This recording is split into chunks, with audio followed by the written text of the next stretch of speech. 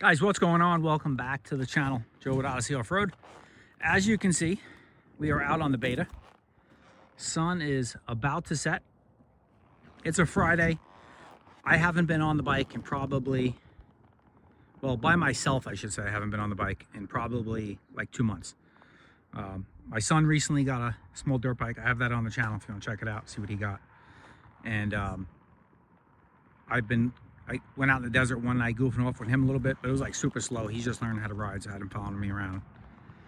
And rode in the backyard with him once. But like, I literally haven't been out on the bike by myself in 2 months. So it's been a ton of stuff going on in life. Busy. Weather has not been cooperating. Had 2 failed trips up north due to rainouts. And then, you know, things come up. Can't make it, stuff like that. It's been down here, it's been so hot. It's been like, you know, it's 105. When it does cool off in an evening like this, we get a lot of monsoon rains. So finally got a chance to get out for an hour and a half, 2 hours.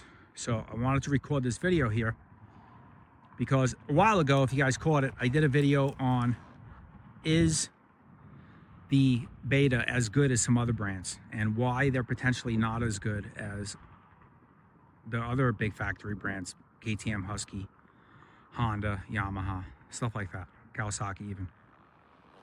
So this video is going to be the opposite end of the spectrum. This video is going to be why Beta dirt bikes are better than all the other brands. What makes this the bike to buy over the other brands?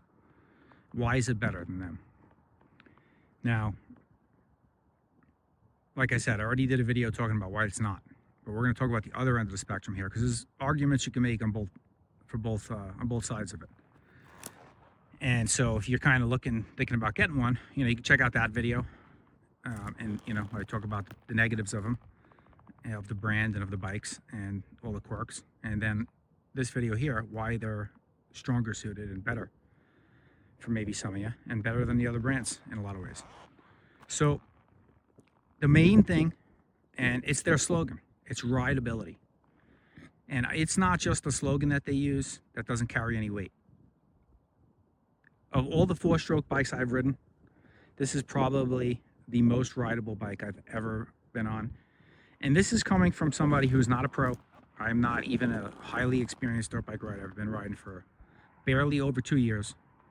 I'm not very good if you guys watch any of my riding videos. But this bike makes me better than I am. Or maybe I should say it allows me to ride up to my capability, which isn't that great, but still allows me to do what I think I can do more comfortably because the bike just is so easy to ride. And what I mean by that is, this is a 350 4-stroke. So all the other brands, you know, aside from all the Japanese brands, are either 250 or 450. And sometimes people don't think the 250 is enough power and the 450s are too much power for most people for trail riding and off-roading. Track's a different story. We're focusing this video on off-road dirt bikes. So just so you guys know, I'm gonna cut you off if you're already keyboard warriors are already slamming on the keyboards about, you know, the Japanese brands and all that stuff. Maybe on the racetrack, I'm gonna give it to you. But for off-road, we're talking. I've had tons of bikes.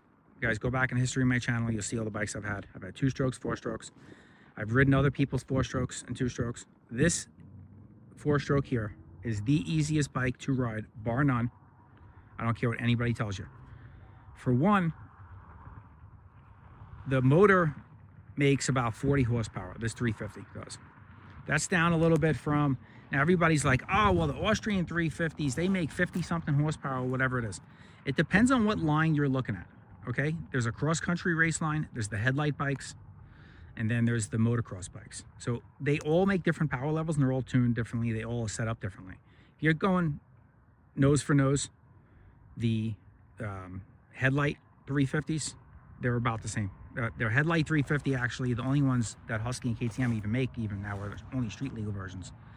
And they're about 36 to 38 horsepower. So they're actually down a little bit in this, and they got a bunch of smog and emission stuff on them. If you step it up to the cross-country models, they got a few more ponies than these bikes do. But I've ridden them. They're a lot more snappy on the throttle. So if you're in technical terrain, tight terrain, you're not the most experienced rider, you're going to be slipping the clutch a lot more on those bikes. This bike here, you can practically lug it down to nothing and it won't flame out. It's phenomenally easy to ride. A lot of the Japanese bikes, so if you go like the 250 off-road bikes, for example, like I've had WR 250, 450, they're very snappy throttle on the bottom, on off, like a light switch. The throttle rolls on this bike super easy and super linear. So you don't get that on-off throttle feeling. If any of you guys understand what I'm talking about, if you've ridden a few of those bikes, you'll know. They're very on-off, that feeling of the throttle. It almost feels like the throttle goes from 0 to 10%. Like there's no gradual from the first 0 to 10 to 10. It's like 0, 10%, and then it goes up from there. It's like it skips 1 through 9. So this bike's not like that. None of the Beta 4-strokes are that way. They're very easy to ride. The other thing is the compliance of the suspension. This here is the X Pro, so it's got the off-road, trail-friendly, enduro-friendly suspension, the Sachs ZF forks. If you go to race models, they're going to be a little more stiff. They're going to have the KYBs, but they're for attacking stuff hard, fast. They're for cross-country racing, set up for really fast, aggressive riding. If you're a casual rider, trail rider, hard enduro rider, you're going to like this one better. Very soft, compliant. So between this suspension and the way the motor rolls on, the power, it's just butter. I mean, it's just so easy to ride. Like I said, I'm not that great. You guys watch any of my riding videos, you'll know. I don't claim to be a great rider. I'm just an average guy out here having a good time. And this bike makes me a lot better. And another thing why I think they're a better brand than the other brands, better company, is variety. They have a bike for everybody. They got 350, 390, 430, 500, 450, 4-strokes. They got a 125, a 200, a 250, a 300, 2-strokes. And all of those sizes come in either the X Pro off-road models or the RR race models. So there's a variety of bikes to choose from. Whatever it is you're into, they got a size bike and a style bike for you. They have dual sport bikes. They make all the 4-strokes and an RRS version for street with the turn signals and all that stuff.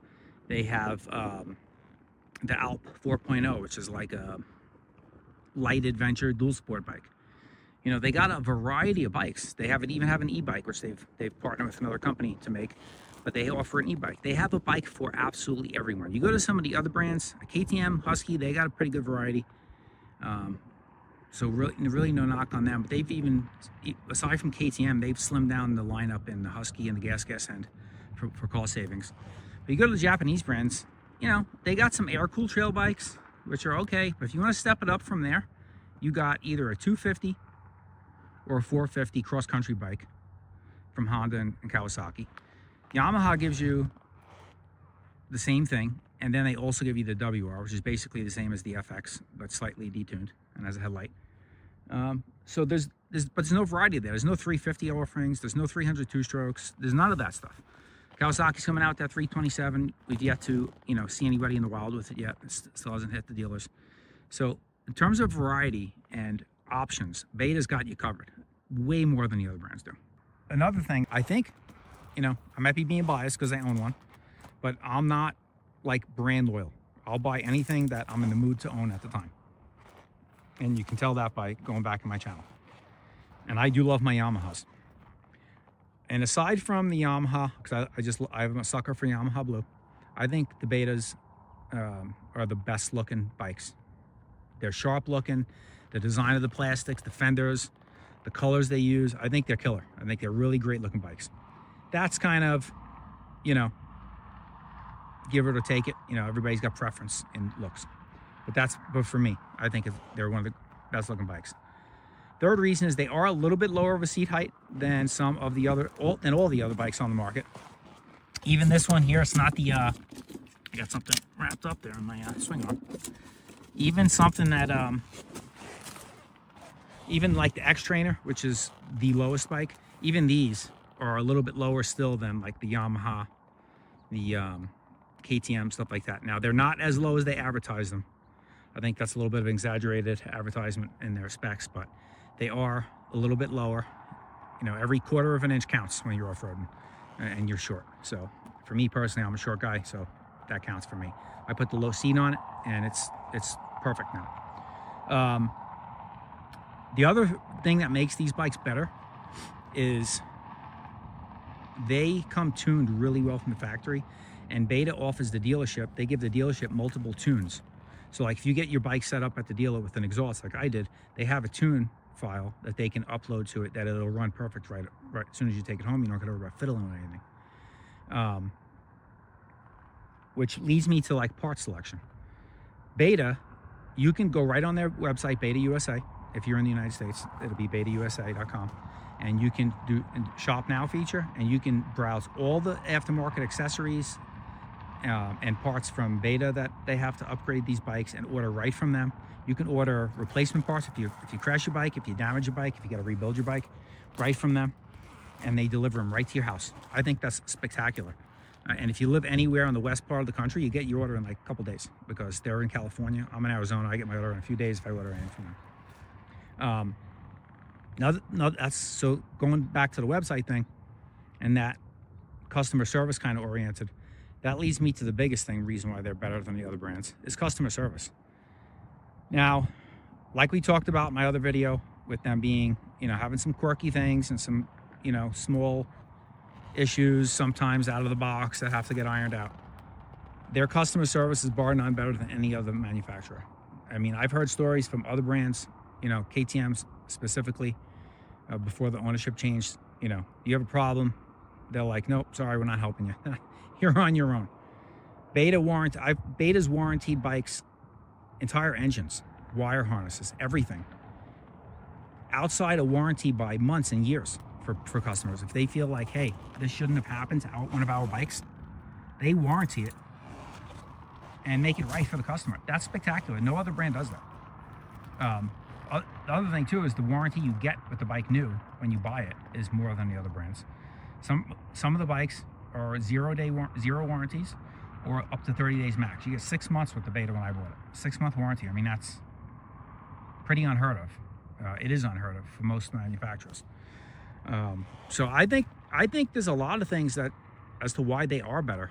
They may not be perfect, and we've highlighted the reasons why they're not in the other video, but they certainly are better than all the other manufacturers when it comes to the things I just mentioned, and then probably other things too that I'm forgetting.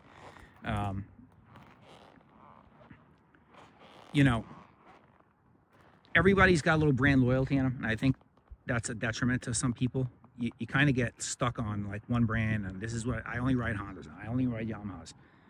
You kind of got to open your eyes a little bit and expand beyond what you just know and have done your whole life, because there's a whole other world of bikes out there, and Beta is really breaking into the market.